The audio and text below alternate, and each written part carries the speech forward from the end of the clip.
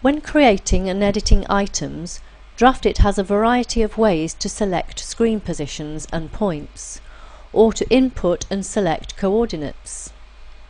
The appearance of the buttons and input boxes that control this are displayed here.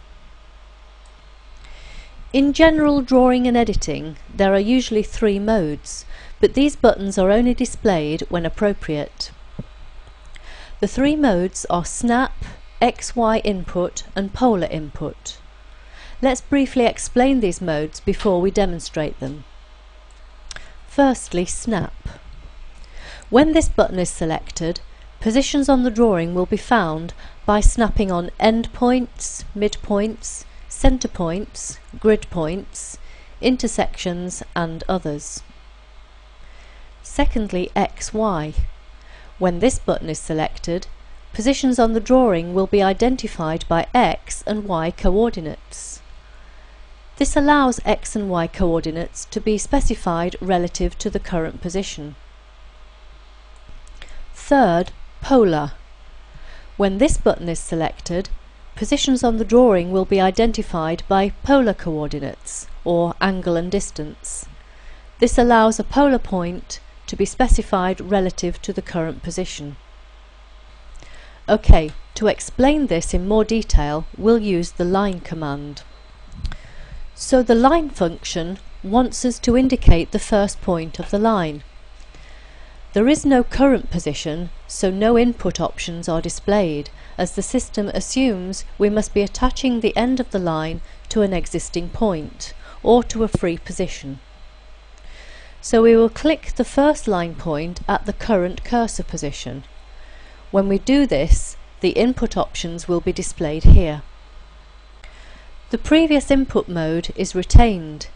In our example here, the Snap option is selected. Let's draw a few lines to work with.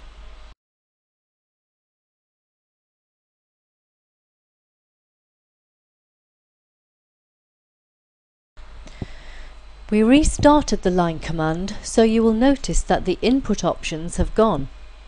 Remember, the Snap mode is automatically set for the first point of any drawing command.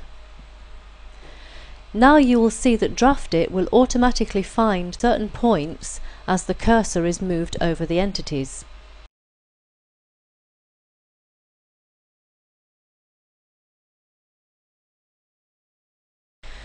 You will see that a specific symbol and description is shown for each point type. For example, a square symbol for endpoints. Simply left-click to grab the point. So you can see how easy it is to browse over the points available and snap to the required point. Let's change to XY input. To do this, we click on the button highlighted or press the F8 key. You now see 2 input boxes to the left of the buttons and dynamic dimensions following the cursor.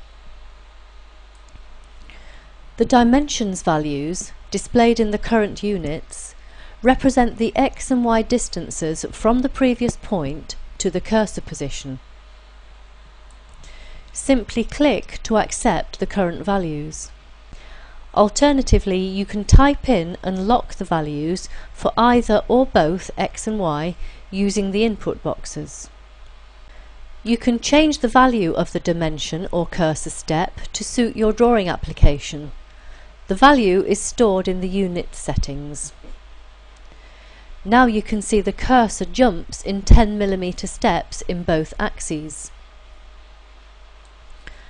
Let's now change to polar input. To do this, we click on the button highlighted or press the F9 key. Now we can see polar input boxes and dynamic dimensions.